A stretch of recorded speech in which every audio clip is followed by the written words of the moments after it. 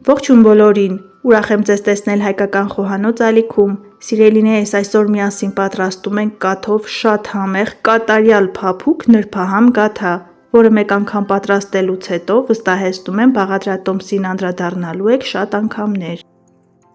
Սա էլ գաթայի կտրված շքեղ ախորժաբեր տեսքը, որ կզարդարի ցանկացած տոնական սեղան։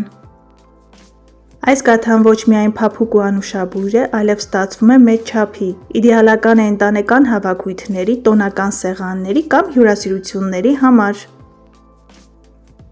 Պատրաստվում է կաթով, ինչը նրան տալիս է նուրբ կառուցվածք և հարուստ հագեցած համ։ Եթե ուզում եք մեկ թխվածքով գոհացնել բոլոր հյուրերին, այս գաթան ճիշտ ընտրություն է։ Պատրաստման համար մեզ անհրաժեշտ է 2 ձու, որից մեկ դեղնուց առանձնացնում են գաթայի երեսին քսելու համար։ 1 ձվի և 1 սպիտակուցի վրա ավելացնում ենք 2 լիքը ճաշի գդալ շաքարավազ, 1 պտղու ծաղ և 70 մլ բուսայուղ։ Քանի որ գաթայի խմորը պատրաստվում է չոր խմորիչով, այդ պատճառով շաքարավազը պարտադիր բաղադրիչ է, որպեսզի խմորիչը ակտիվանա քաղցր միջավայրում։ Ավելացնում ենք նաև 300 մլ գոլ կաթ և նույնչափ սենյակային ջերմաստիճանի մածուն։ Սիրելիներս, բաղադրատոմսի մեջ օգտագործվող բոլոր բաղադրիչների հստակ չափաբաժինները ինչպես միշտ կգտնեք նկարագրությունների բաժնում, որը գրված է տեսանյութի ներքևի հատվածում։ Թաց բաղադրիչների վրա ավելացնում ենք 2 թեյի գդալ խմորիչ և 1 թեյի գդալ վանիլային շաքարավազ։ Կատարյալ փափկություն և նրբություն ստանալու համար կօգտագործենք 1 լիքը ճաշի գդալ թթվասեր։ Թաց բաղադրիչները խառնում ենք, որպեսզի ստանանք միատարր զանգված, այնուհետև ավելացնում ենք 700-ից 800 գրամ ալյուր։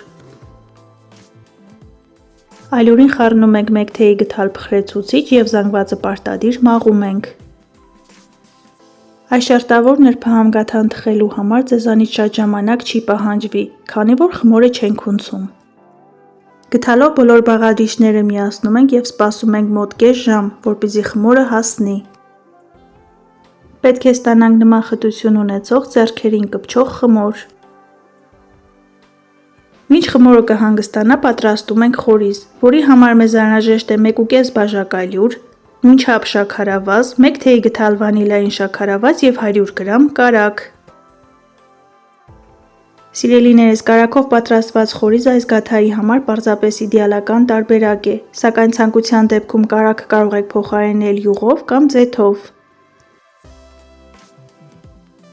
Խմորը և խորիզը արդեն պատրաստ է, մնում է միայն ձևավորենք մեր անմահական հայկական ավանդական գաթան։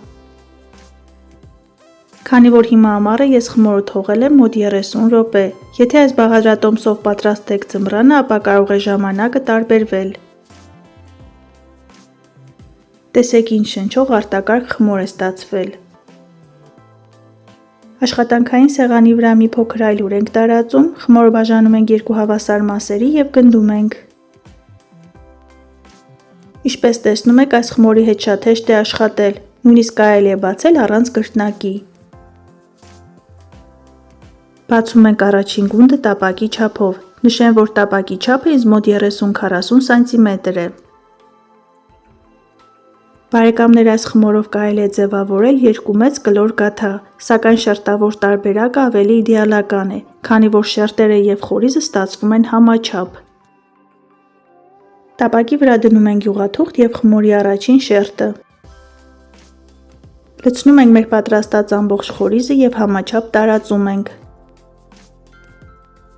Սիրելիներս, եթե առաջին անգամ եք միացել հայկական խոհանոց ալիքին, խնդրում եմ բաժանորդագրվեք և սեղմեք զանգակ կոճակը։ Հայկական խոհանոց ալիքում կգտնեք շատ համեղ ավանդական բաղադրատոմսեր։ Նույն չափով բացում և դնում ենք խմորի երկրորդ շերտը։ Բարեկամներ, այս բաղադրատոմսով շերտավոր գաթա թխելուց հետո խնդրում եմ մեկնաբանությունների բաժնում կիսվեք ձեր կարծիքներով, թե ձեզ մոտ ինչպես է ստացվել, շատ հետաքրքիր է։ Խորիզի վրա դնում ենք խմորի վերջին շերտը։ 1 ձվի դեղնուցի վրա ավելացնում ենք 1 ճաշի գդալ կաթ, խառնում ենք և քսում ենք գաթայի երեսին։ Ըստ մեր երևակայության գեղեցիկ նախշեր ենք անում, թողնում ենք այսպես մոտ 5 րոպե, այնուհետև թխում ենք։ Ջեռոցը պետք է նախապես տաքացնել, ջեռոցի ջերմաստիճանը 180 աստիճան։ Գաթան թխվում է 30-ից 35 րոպեի ընթացքում, կախված է ջեռոցի հզորությունից։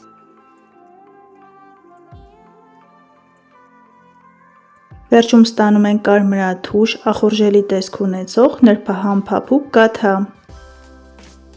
Քանի դեռ գաթան տաք է, ցանկության վրան կարելի է քսել մեղր, փայլի և համի համար։